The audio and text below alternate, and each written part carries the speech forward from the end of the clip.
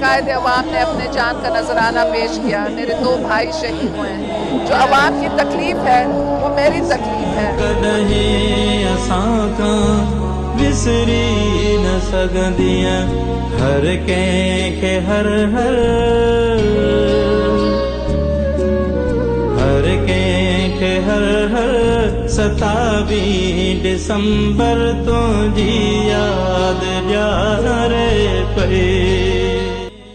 शहीद जमहूरियत अगूणी वज़ीर आज़म शहीद राणी मोहतरमा बेनज़ीर भुट्टो के 27 दिसंबर योम शहादत के मौके ते खिराज तहसीन पेश करियूं था।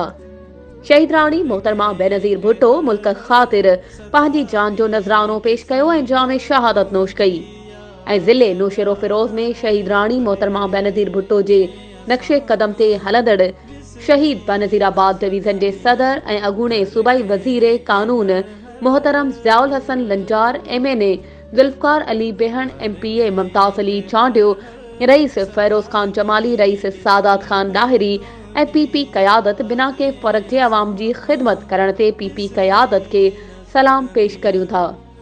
पारा PP अगवान राणा फ़हीम अहमद राजपूत अब्दुल सबूर मुबेजो टाउन कमेटी दरिया खान मरी। विसरी न सघंदियां हर कंहिंखे हर